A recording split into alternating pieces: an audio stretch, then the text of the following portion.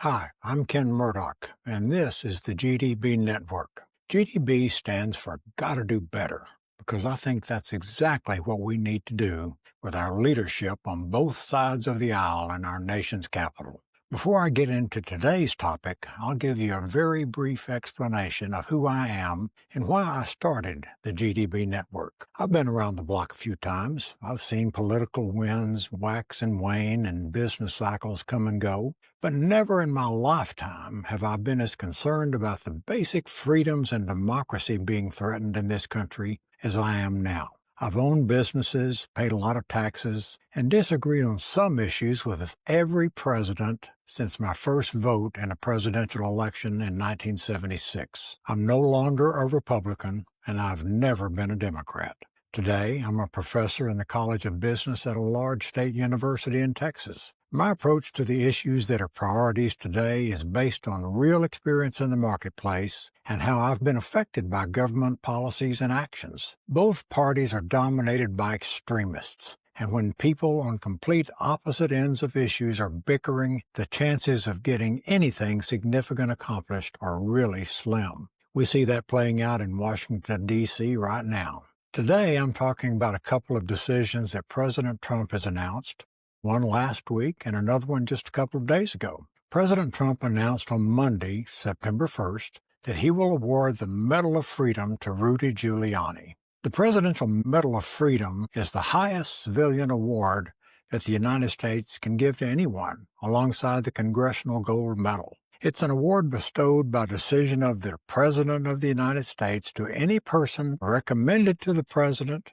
for the award or any person selected by the President on his own initiative. It was created to recognize people who have made an especially meritorious contribution to the security or national interest of the United States, to world peace, to cultural or other significant public or private endeavors. The award is not limited to U.S. citizens, and while it is a civilian award, it can also be awarded to military personnel and worn on the uniform. It was established in 1963 by President John F. Kennedy, superseding the Medal of Freedom that was established by President Harry S. Truman in 1945 to honor civilian service. Since the committee that votes on who is awarded the Medal of Freedom has only one member, the President of the United States, when he votes, the voting is over. On Monday, September 1st, Trump said, "As President of the United States of America, I am pleased to announce that Rudy Giuliani, the greatest mayor in the history of New York City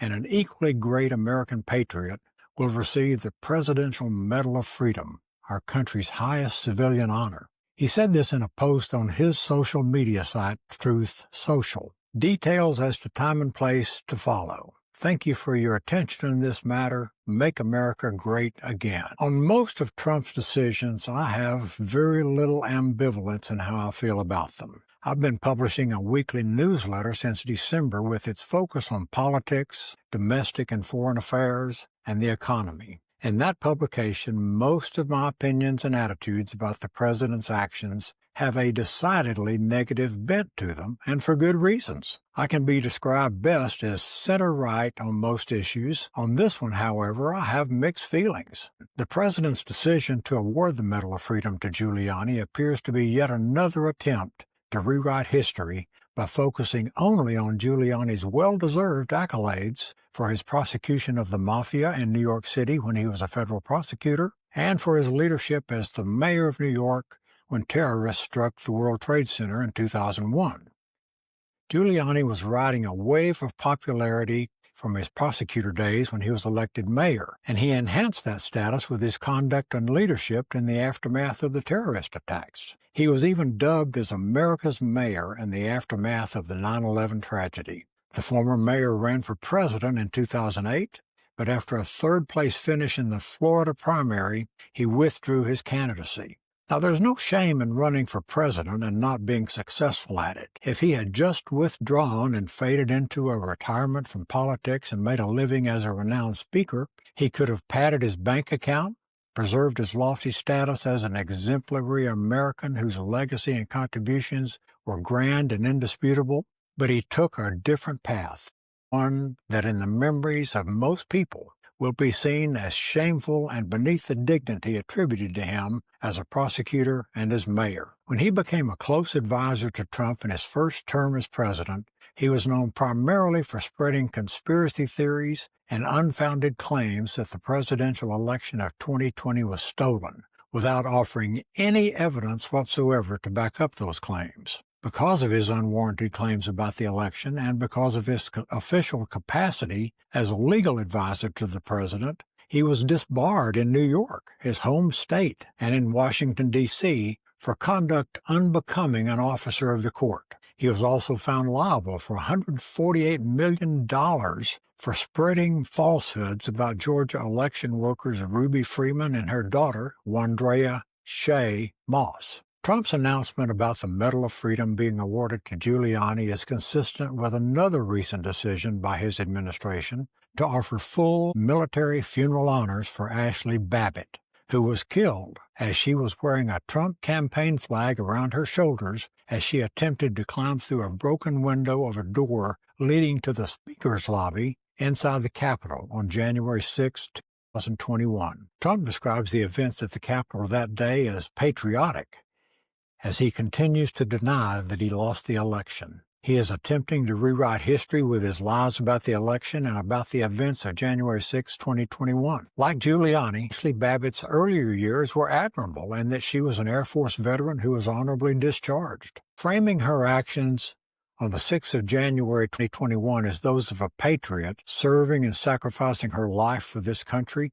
is an insult to law-abiding citizens everywhere. There's an old adage attributed to no one in particular that has been expressed in various ways, but all of them can be summed up in this version. None of us are as good as we are in our best moments or as bad as we are in our worst moments. This description of the human condition can certainly be applied to Rudy Giuliani and to Ashley Babbitt.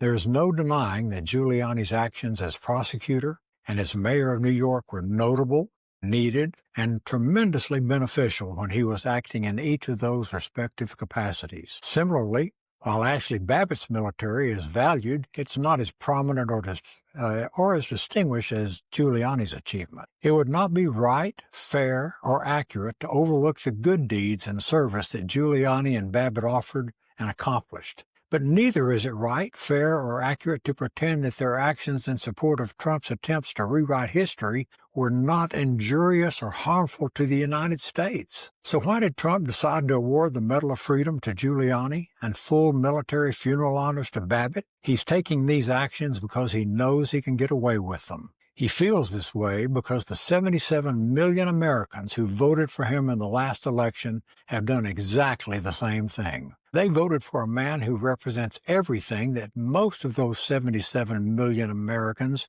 were brought up to avoid and abhor, but who decided that those qualities are acceptable and not disqualifiers when selecting the President of the United States. They voted for a man whom they know and accept as a liar, a cheat, and a con artist, because they do not believe that he will lie, cheat, or con them as president. It's the, well, that won't happen to me syndrome. I think they're sadly mistaken. These voters would strongly oppose someone with Trump's background being considered for positions such as a school crossing guard, a night watchman, or even a position on their HOA board. Many Trump voters have said that they had to hold their noses as they voted for him, but did so because the alternative offered by the Democrats was more unsettling than knowing they have a crook in the Oval Office. That should send a powerful message to the Democratic Party. The leadership among Democrats since the election has not given any indication that they get it, that Americans are not buying what the Democrats are selling. Big changes are needed, and very soon,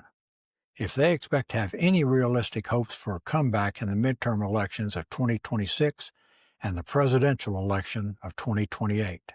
There's a lot of hand-wringing and gnashing of teeth by most of those who did not vote for Trump as they bemoan the reality that we have a crook, a 34-time convicted felon in the White House. What these folks should really be moaning about is that there are 77 million Americans who knew exactly what he was and voted for him anyway. Trump is just the manifestation of the values or lack of same that permeates the United States today. If you want to help me reach out to the American public on issues with politics and the economy, click on the subscribe button for more videos and to the link below to subscribe to the newsletter. Thanks for watching, and I hope you will tune in again soon as more videos come out about what we can do to get this country back on the right track. And may God bless America.